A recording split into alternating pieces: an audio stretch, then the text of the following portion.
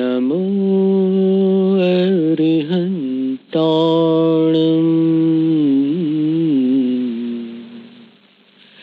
नमो सिद्धाणम् नमो आयर्याणम्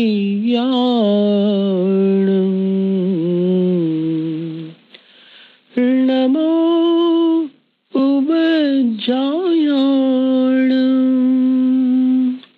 नमो लोय सवसाणम्।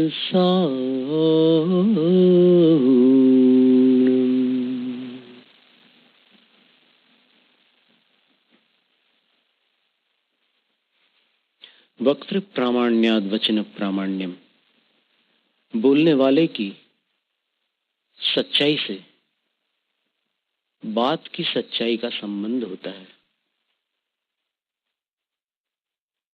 ये पंक्ति 9वीं शताब्दी के एक महान आचार्य, जो बड़े भारी विद्वान भी थे, तपस्वी भी थे, उनके द्वारा षट्खंडागम की टीका जो धवला है, उसकी पहली पुस्तक में दी गई है। वक्तृ प्रामाण्याद वचन प्रामाण्यम। वक्ता की प्रामाणिकता से वचनों में प्रामाणिकता आती है। तो जब अपन अदृष्ट की चर्चा करते हैं, अदृश्य की चर्चा करते हैं, तब प्रामाणिक वक्ता के वचनों का आलंबन लेते हैं, क्योंकि जिस अनजान विषय के बारे में अपन बोलने जा रहे हैं, वो यदि अपन अपने मन से बोलेंगे या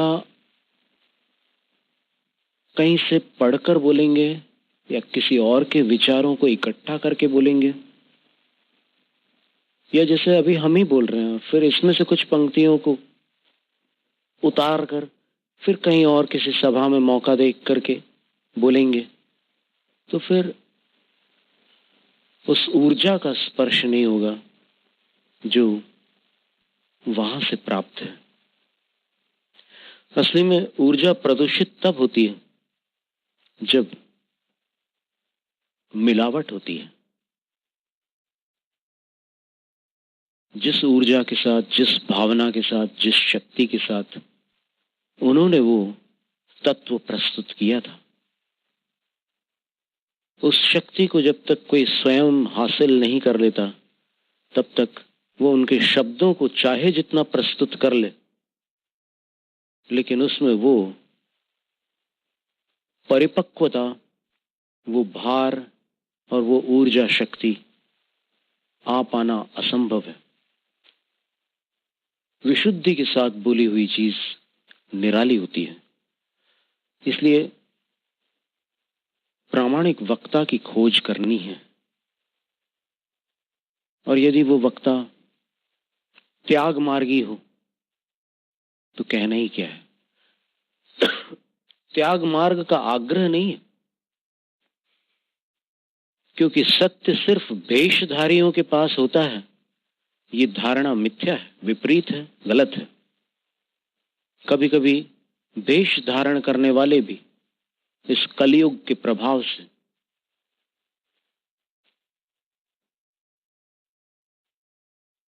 असत्य की पोटली होते हैं, और कभी कभी एक साधारण संसार में फंसा हुआ लगने वाला जीव भी सत्य के प्रकाश से भरा होता है। इसीलिए किसी को ऊपर से देखकर उच्च या तुच्छ समझना बहुत बड़ी भूल होगी। ऐसे कई उदाहरण भी हैं कि जिनको बहुत मामूली समझा जाता था वो असाधारण निकले, और जिनको बहुत महान समझा जाता था वो शैतान निकले। हम किसी को लक्ष्य करके नहीं बोल रहे। गणित जोड़ने वाले तुरंत गणित जोड़ लेते हैं, पर एक सच्चाई है, और ये सदियों की सच्चाई है, कोई आज की बात नहीं कर रहे, हमेशा से ऐसा होता आया है।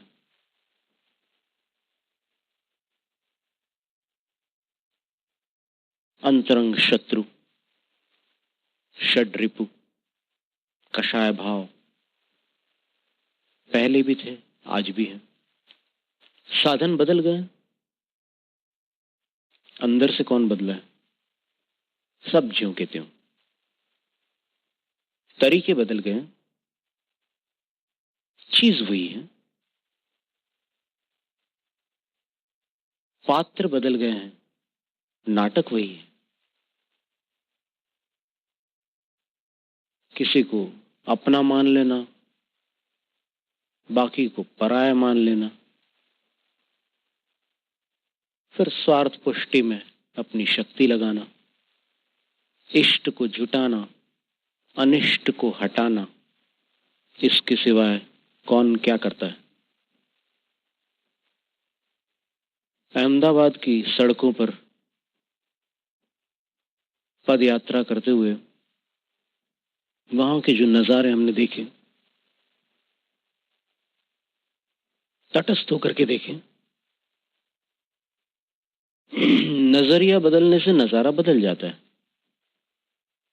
लेकिन तटस्थ नजरिए से देखा तो फिर लगा कि एक माँ बच्चे को स्कूल बस में बैठाल रही है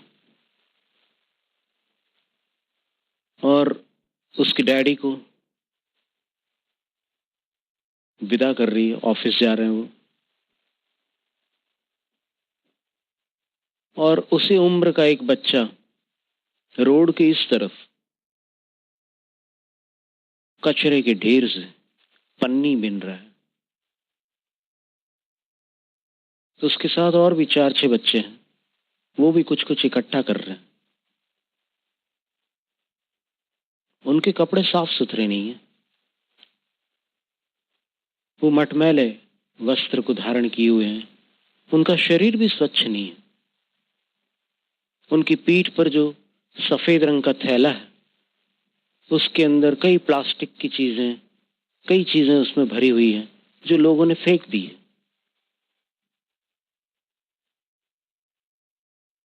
प्रभात की वेला है, इधर ये जिंदगी शुरू हो रही है, उधर वो जिंदगी शुरू हो रही है।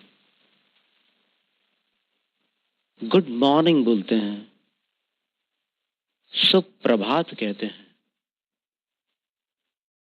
एक की ऐसी प्रभात, दूसरे की वैसी प्रभात। ये आज की स्थिति नहीं है, चली आ रही है स्थिति।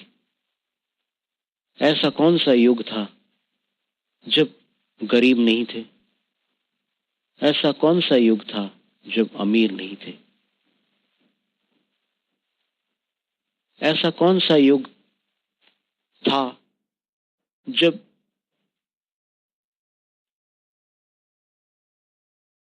सुविधाएं नहीं थी?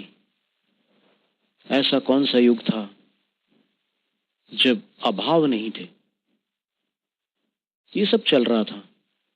तो ऐसे कई दृश्य देखने के बाद कुछ पंक्तियां मन ही मन बन गई। ऐसा लगा कि कहीं ना कहीं अटक रहे हैं लोग, और उस अटकन के कारण भटकन पैदा हो रही है। वो पंक्तियां ये थी: जिंदगी का हर रवैया मोह का जंजाल है, रात दिन बस माल बढ़ता दिल बने कंगाल है,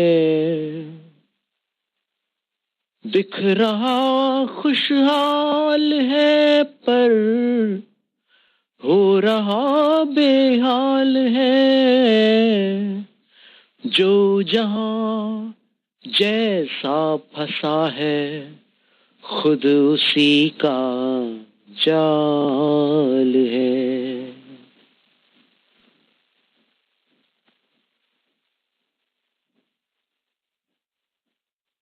ऐसी स्थिति में जो सत्य को खोजना चाहता है, जो ब्रह्म तत्व को जानना चाहता है, जो आत्म स्वरूप का परिचय पाना चाहता है,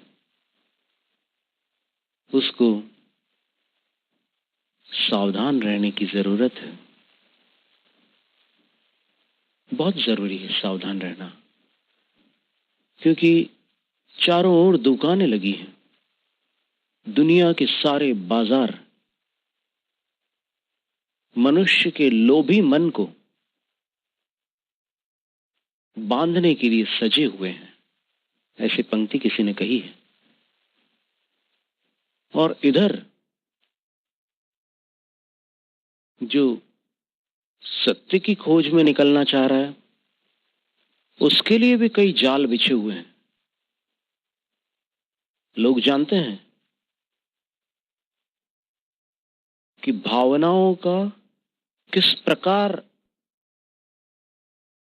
फायदा उठाया जा सकता है अपने स्वार्थ के लिए।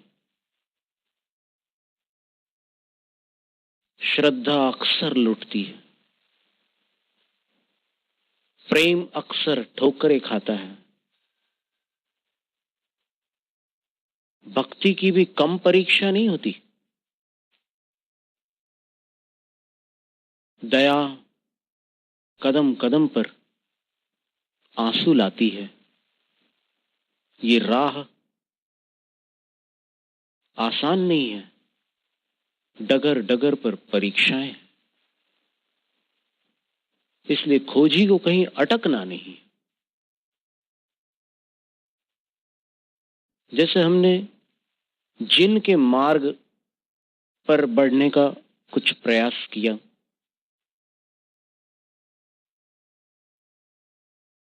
हम किसी से नहीं कहते कि वो क्या करें, क्योंकि उसकी बुद्धि का निर्णय उसके विवेक को करना होगा। हमारे निर्णय से किसी दूसरे का कल्याण नहीं हो सकता। खुद अपने निर्णय से अपनी भलाई संभव है। जो लोग प्रेरित होकर साधु मार्ग को अपनाते हैं, वो कुछ समय के बाद कमजोर बन जाते हैं, क्योंकि प्रेरणा गाड़ी को लगाया हुआ धक्का है। जब तक इंजन काम नहीं करेगा, तब तक गाड़ी आगे कैसे बढ़ सकती है? धक्का मार करके गाड़ी को कितनी दूर ले जा सकते हो? इसलिए अपने विवेक को जगाना है, अपनी श्रद्धा को बलवान बनाना है। और फिर देखिए, ये साधु मार्ग उस आनंद से भरा पड़ा है जिसके सामने जगत की सारी संपत्ति धूल से अधिक नहीं है। ये अनुभूत बात आपसे हम कह रहे हैं। नाम, बड़ाई, धन, दौलत, इनका साधु के जीवन में कोई मूल्य नहीं। ये बेकार है ऐसा नहीं कह रहे हम। इनका अपना स्थान जहां है वहां है, लेकिन साधु मार्ग में इनका कोई महत्व नहीं है। वेदांत में 3 ऐषणाओं से जो मुक्त है उनको साधु माना है। वित्तेषणा, पुत्रेषणा, लोकेषणा। धन की कामना, बेटे की कामना और कीर्ति की कामना। सुंदर बात कही। और जो साधु साधना करते हैं, मान बढ़ाई के चक्कर में नहीं पड़ते और अन्य किसी प्रपंच में नहीं उलझते, वो भगवत वाणी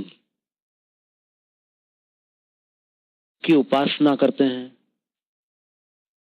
भगवान के उपदेशों का स्मरण करते हैं, स्वाध्याय करते हैं, साधना करते हैं, उनके जीवन का आनंद निराला होता है।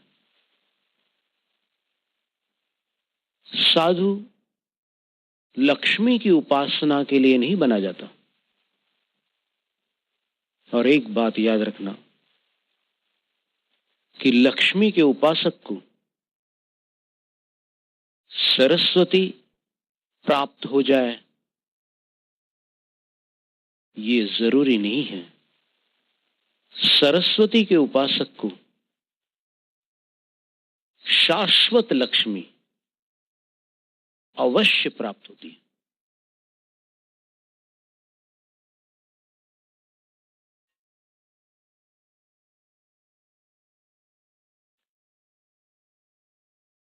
अत्यंत दुर्लभ है ये साधना,